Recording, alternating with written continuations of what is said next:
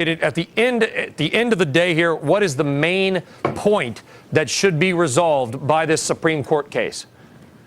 Well, I think what the Supreme Court needs to do is put forth a clear and effective standard of implied immunity that would cover investment banks engaged in the public offering process from sort of strike suits under the antitrust laws.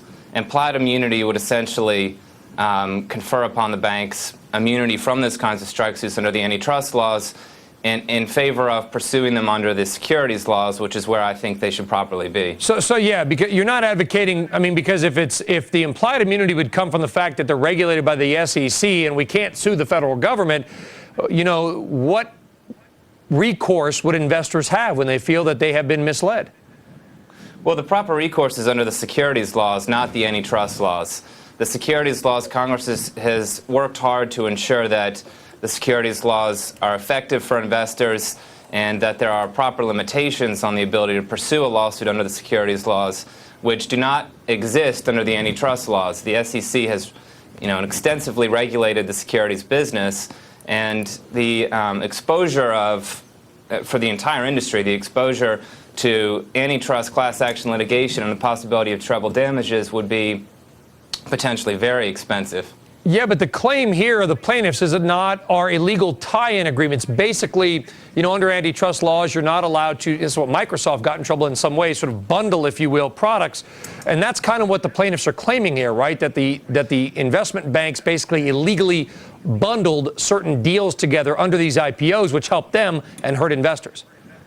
That's correct. And to the extent that the conduct that the investment banks were engaging in would be prohibited by the SEC's rules and regulations, then I think we would agree the antitrust laws would find no shelter from the antitrust laws. So if the conduct that a bank is engaged in is prohibited by the SEC, our position is put forth in the brief that we filed would argue that that would actually still be subject to antitrust liability.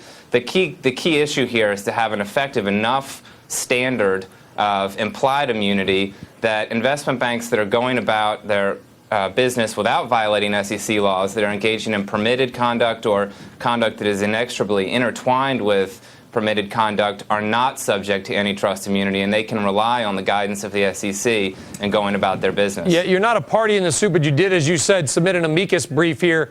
What did you put in? Unfortunately, I have not had a chance to read it. What did you submit in that amicus brief? What are you saying also might be the possible risks here if the Supreme Court does allow this and basically does rule against the investment banks under the antitrust statutes? Well, at W.R. Hambecht, we are known for pioneering an alternative to the traditional IPO process, which is known as open IPO.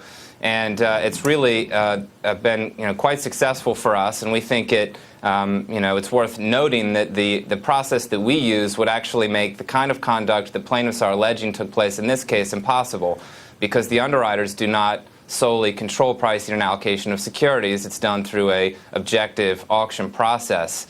Our interest in filing this brief was really to ensure that we still have regulatory certainty in the securities business that fosters and allows for innovation like open IPO that we think is more likely to really provide solutions and improvements in the capital markets as opposed to using a blunt tool like class action antitrust litigation. What do you think the risk is here for investment banks if Credit Suisse loses this case? What do you think could be the next step? Well, I think it depends on the standard that the Supreme Court comes down with. If there is not an effective standard of implied immunity that protects investment banks from strike suits, then I think you're looking at a flood of class action litigation. I think that the enticement of treble damages could really foster a lot of strike suits. Plaintiffs' lawyers looking for quick settlements, and I think that that's going to make the public offering process more expensive and fraught with some regulatory uncertainty. And my biggest concern, frankly, is that it might impede innovation. We've, at W.R. Hambecht, worked very closely with the SEC, who we think understands the industry, has the expertise to engage in the effective kind of line drawing that allows for innovation in the capital markets. And We'd be concerned that in putting all of this regulatory uncertainty around the public offering process could make it very difficult for firms like us to continue to innovate. Wrap it up by handicapping the case, Harrison. What do you think the odds are and likely outcomes? I think that the court is likely to come down with a standard which is consistent with our brief, which is consistent with the view of the Solicitor General, which will create, it won't give the banks everything they wanted. It will create an effective implied immunity standard, but it will not protect any conduct in the securities business from the antitrust lawsuits, which we think actually would be inappropriate.